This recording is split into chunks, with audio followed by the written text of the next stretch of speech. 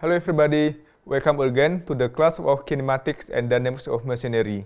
In this segment, we'll continue our discussion about how to solve the kinematics equation or how to do the position analysis by using the Jacobian matrix. Before we do the position analysis, I want to review all the equations that we need.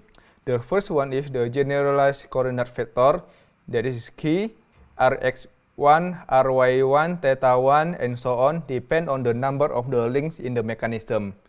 If we have 3 links, it means that there are 3 times 3 elements in the vector Q. And then we also have the constraint equation that we have derived from the previous segment. The first one is C1, C2, and so on, depend on the number of the constraint. And then this constraint equation is actually to be solved. So we want to solve constraint equation to get the generalized coordinate vector. I will use the sample of this robot arm mechanism again. This is the generalized coordinate vector. Since that in this robot arm mechanism has 3 links, there's link number 1, link number 3, and link number 3, it means that there are 9 elements of the vector Q. There's a Rx1, Ry1, theta1, this one is for the link number 1, and also this one is for the link number 2, and then this one is for the link number 3. Don't forget, Rx and Ry is the position of the local coordinate system of the link number 1, and theta1 here is the orientation of the local coordinate system of the link number 1. Same also apply to the link number 2. Rx2 and Ry2 is the location of the center of the local coordinate system in the link number 2, and theta2 is the orientation of the LCS of link number 2. And then this one is for the link number 3. Next is the constraint equation.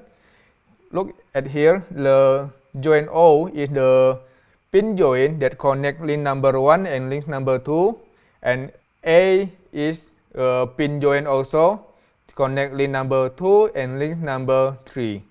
And also we have link number 1 as the ground, and we have 2 driving constraints. So in total we have 9 equations of the constraint. This one is the ground constraint for the link number 1, and this one is for the joint O because it connects link number 1 and link number 2, and this one is the revolute joint constraint for the joints A, and this 2 is for the driving constraint because we know the angular velocity of the link number 2 and link number 3. Next is the position analysis. Since the constraint equation is nonlinear, we cannot solve the equation directly. There's no closed form solution available. But we can use numerical approach, that is the Newton-Raphson algorithm. The Newton-Raphson algorithm is often used to find the solution of the system of the nonlinear algebraic. This algorithm is actually an iterative procedure. If the estimation at the certain point in time t is denoted by the qi, the exact solution can be written as qi plus delta qi. So, the constraint equation can be written like this. We can expand the constraint equation by the Taylor theorems, become CQIT plus CQI delta QI plus so on is 0. And you can see CQI here is called as the constraint Jacobian matrix, and delta QI here is called as the Newton differences. What is constraint Jacobian matrix? The Jacobian matrix is formulated as you can see in this matrix.